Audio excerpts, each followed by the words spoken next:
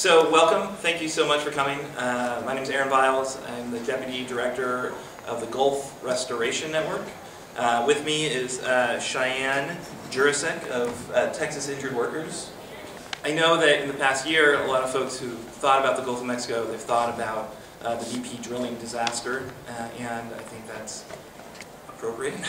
Clearly it is the worst environmental, industrial accident we've seen in U.S. history.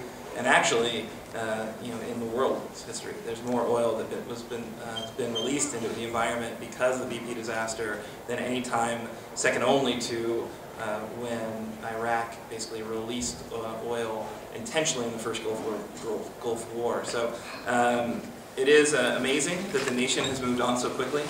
And while the Chilean miners being trapped did not magically make the oil disappear, it certainly made the media disappear, which I think makes sense. They're disasters; they need to be covered. There's a finite amount of news reporting infrastructure, and Gulf still oiled is not exactly much of a news hook, right? There's been a lot of news though. But what we want to do with this panel is talk a little bit about the things that are going on, kind of before and after and during the BP disaster in terms of how the oil industry affects the Gulf of Mexico. And so I'm going to talk just for 10 minutes or so, then hand it over to Cheyenne, and then we'll see where we're at that point. So a little bit about GRN, the Gulf Restoration Network. We're a 16-year-old environmental organization, so we're older than some of you maybe. And that will say that the Gulf has needed restoring since before BP, since before Katrina and Rita in 2005, since before, it's really before us. We were created because there was a very clear need. A couple of issues that happen in the Gulf of Mexico. One is that we have a dead zone the size of New Jersey that happens every single summer. Does anyone know what a dead zone is? It's also called, thank you, it's a hypoxic zone. It's an area in the Gulf that is so low in oxygen that fish have to either flee from it or they'll die. Because fish, even though they're underwater, need oxygen. I said biology. So the reality of it is, though, that's not something that is just a purely natural phenomenon. That's being fueled by really by the Corn Belt. The fact that we have all these farms that drain into the Mississippi River and flow into the Gulf. All that farm runoff, the nutrient fertilizer, that pollution, it does its job when it gets into the Gulf. It creates plant growth. And so you see these massive algae blooms. We flew over it about a month ago. Huge brown blooms as far as the eye can see. That's algae. That algae is going to die. When it dies, it decomposes. When it decomposes, it removes oxygen from the water column, and you've got an area that is oxygen starved. So that's the dead zone, and it's not good. Then the other thing that we've got going on in the Gulf that I think is incredibly significant and probably more relevant to this session is the coastal wetlands crisis that the north-central Gulf of Mexico is experiencing. So the north-central Gulf is really an amazing amazing place. It is about 40% of the nation's coastal wetlands exist based on the Mississippi River. So the Mississippi River, which actually built all the land south of Baton Rouge. So if you've ever been to New Orleans or Louisiana, it looks like a boot, right? That foot of that boot, the sole of that boot was all land that's basically created over the past 6,000 years by the Mississippi River. So the river would flood every spring, or every spring-ish, and it would put out sediment. If you've ever seen the river, it's brown, and that's not just because of the pollution. It's brown because of the dirt. The amount of runoff that it carries from the 31 states that it drains is a lot of topsoil, and when it overflows its banks, it builds up land. Pretty cool, really. The problem is, in 1927, we had a huge flood, and that huge flood inspired the nation to say, we're not going to let the river flood again, because it flooded an incredible amount of people out of their homes and businesses, and it took a lot of resources to help people out. So the Corps of Engineers was charged with keeping the Mississippi River from flooding again, and they built a series of federal levees along the river. They were very effective levees. They held the river in place. They also built jetties on the mouth of the river to kind of keep the river from shoaling. So if the river gets too shallow, boats can't go up the river. If boats can't go up the river, they can't get the grain, they can't bring the coffee, bring out the steel, all the commerce that's on the Mississippi River, which is phenomenal. Like, we wouldn't have a nation's breadbasket in a bunch of landlocked states without the Mississippi River being able to service those states and all that shipping and all that grain. So it's pretty amazing. If you're like me, you need coffee. Doing here, start the day, every day with coffee. You're an addict, just say it. I am an addict, and New Orleans is the second largest coffee port in the nation. So it's kind of important from a commerce perspective. But after we built those levees, we kept the river from flooding. We basically doomed all the marsh that it had built, the land it had built, to slowly sink into the Gulf of Mexico. And I mean slow. Like, this would have been like a 1,000-year problem. But, and here's where I get to what's related to this topic. After we built those levees, we found oil. We found oil in Texas and Louisiana, Spindletop, the first big gusher. Then they kind of got the oil on the land, and they're like, hey, maybe there's oil out in the marsh. So they went to go look for oil in the marsh, and they found it. And they dredged 10,000 plus miles of oil and gas canals through that Marsh system. There weren't really any rules when they started doing it.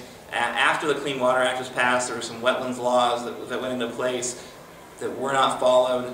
The oil companies bought up most of the land, ultimately, in this Marsh system and treated it like a sacrifice zone, really. I mean, this is the nation's energy sacrifice zone.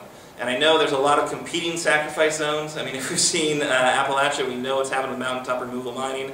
But this was, the first one. So we get to claim credit there. But the oil industry had complete disregard to how that marsh system functioned. We have data, we have reports that were done by the federal government back in the 60s that said, this is killing the marsh. And here's how it does it. So if you dredge a canal through a marsh, you just remove that specific area, right? So instead of marsh, it's canal. But in creating the canal, it does a lot of things as well. You basically pile the stuff, the muck that you're dredging on the side of the canal.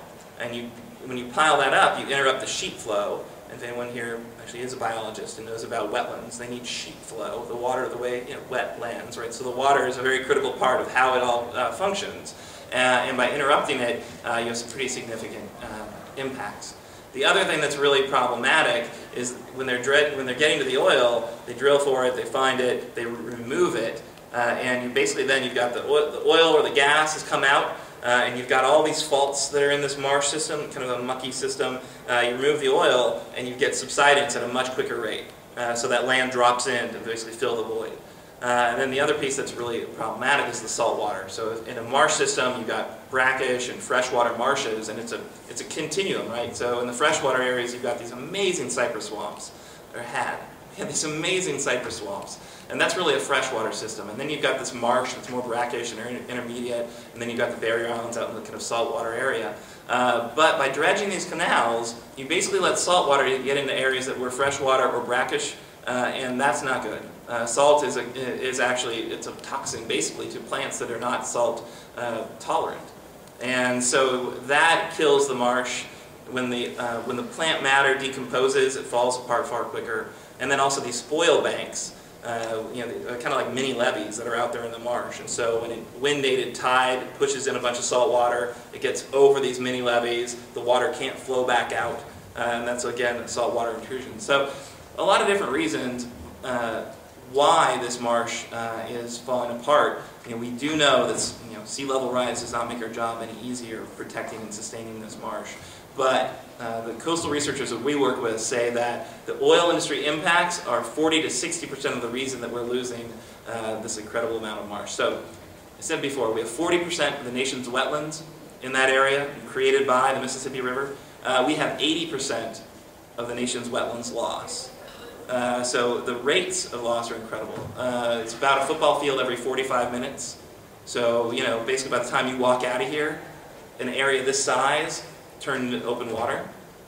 And it's happening every single hour, every single day. And there's basically two people or two entities that did it. It's the U.S. Army Corps of Engineers, because they built these levees, maintained these levees, and it's the oil industry. Those are the two players who are killing our coast. And the interesting thing here is those oil industry folks, I mentioned, they own a lot of the land, so it's hard to compel them to do it better and to do it right and to go back in and backfill these canals and get rid of these spoil banks and to help remediate it. The ultimate thing we need to do is to make sure that we put the Mississippi River and the nutrients that it carries, the fresh water and the sediment, we need to kind of work to replicate nature as much as we can. We need to reintroduce the river into this marsh system. We can do it. They're called diversions. Actually, it's very interesting.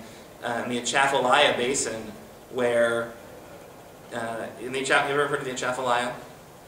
You won't be able to spell it. It's this crazy Louisiana word. But it's a third of the Mississippi River drainage splits off north of Baton Rouge, and it goes down this Atchafalaya area. And if you like swamps, like this is the place. This is it makes the Everglades look like a petting zoo. It is this crazy, wild ecosystem. But the reason it's actually still a swamp and it's still an ecosystem that's intact, even though the oil industry's been there, is we didn't levee that river. We let that river do its own thing. We built levees, but we built miles off the main stem of the river. So it gets to do its river thing, and it's building land. Right now, in the face of sea level rise, it is building land. So if we get out of the way, nature can do this. So I don't tell you this story to depress you. I tell you the story to give you something to help us fight for. Because I think we can, in fact, use these nutrients to make this area healthy again. But we're running up against the oil industry, we're running up against the Corps of Engineers, so that basically the biggest corporations in America and the world really, and the Corps of Engineers, which is the Army, and it's also something that is directed by Congress, so there's some challenges there. But if we don't actually reverse course here, this land is going to be lost, this marsh is going to be lost. It fuels the nation's most important fishery. Right, so you guys heard the stories about BP putting a lot of fishermen out of work. Well, they're going to get back to work, really, and because that ecosystem still, even though BP's oil has been in it, it's still productive. We're still going to see shrimp, oysters, blue crab. Anyone here from Maryland, like you like to talk about your crab cakes.